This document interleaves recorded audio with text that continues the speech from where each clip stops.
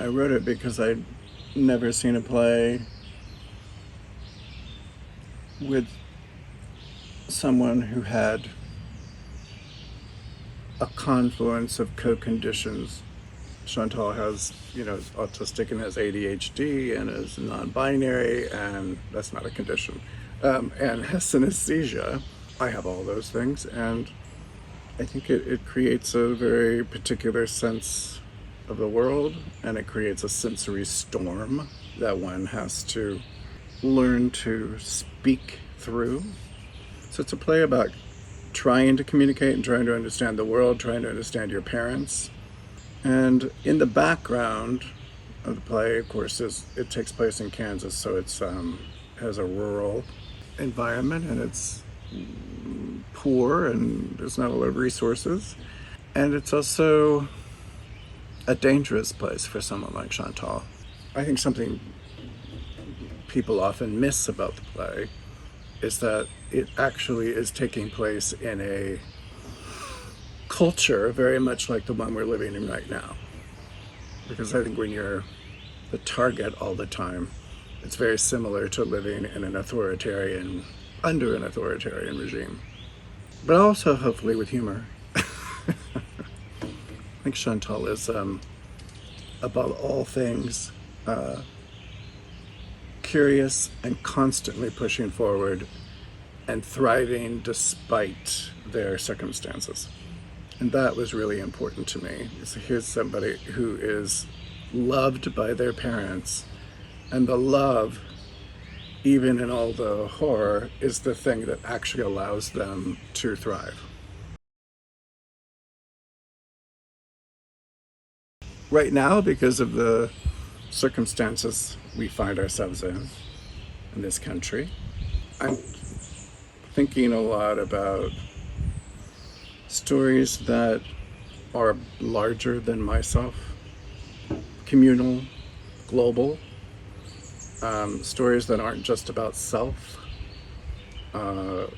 stories that aren't navel-gazing. There's a lot of work to be done, and it's a lot more dangerous than I think some people are taking on. And I suppose right now some of the genres that interest me because of that are of horror. I would very much like to write a horror play, and also performing again myself, which I haven't allowed myself to do for a long time, and I miss it. And I hope also that it's just whatever genre it is, that it becomes celebratory and defiant at the same time. It is the time to sing and do whatever that we damn well please.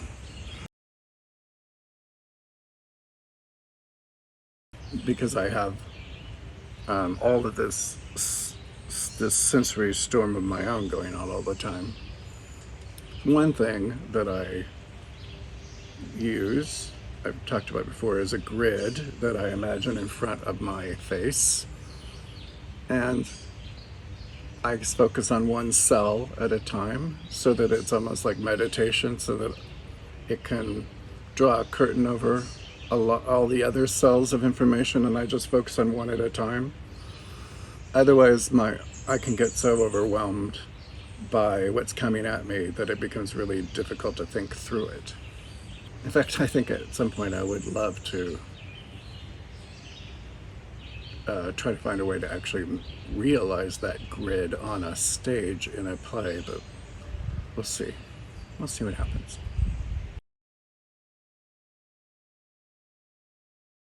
Think of the Tank is a cohort that I started at the t.h.i.n.k Theater with Megan Fenn, the artistic director. It started out just with me consulting on accessibility, and then I had a desire to have a cohort of writers and theater artists who were neurodivergent and disabled, gender non-conforming, where we could write plays and create an ecology of development that didn't end at just a reading. There's nothing about career for me about that. And I think that career development is something that's missing for us. It's also training. If you don't get the chance to do the thing you want to do, then you don't really have a practice. You need to be doing it. So we had our first reading series, and I'm hoping that leads to another reading festival, which, means employing actors who often don't get work, and bringing in producers who are neurodivergent or disabled, because we have to teach everyone, I think in particular producers of the future, why it's important to do our work and how to do our work, and the needs that we have in the rehearsal space and throughout development, and to be able to see it through to a production, which not a lot of people get. I think it's important to be able to see your play actually on stage being done.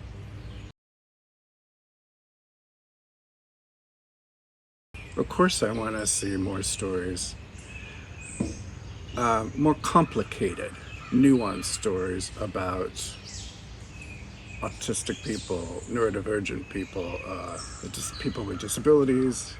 I think more and more particularly as a non-binary person, gender non-conforming and trans people,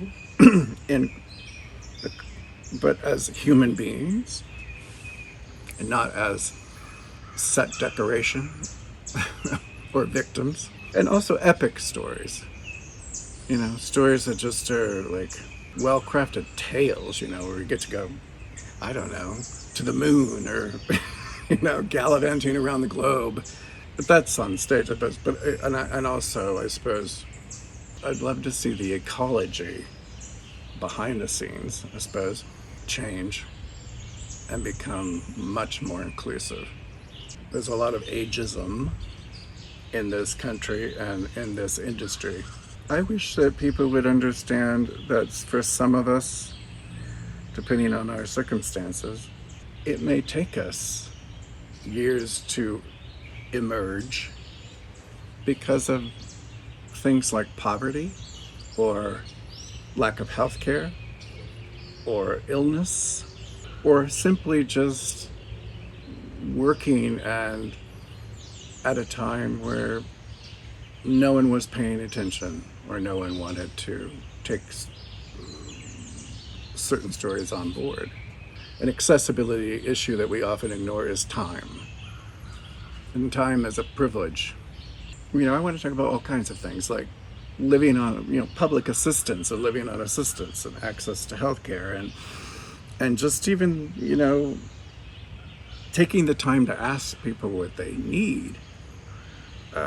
You never know. You could look at me and for example, and think, oh, this person, I don't know, maybe you might think is together and articulate or whatever, but you may not know that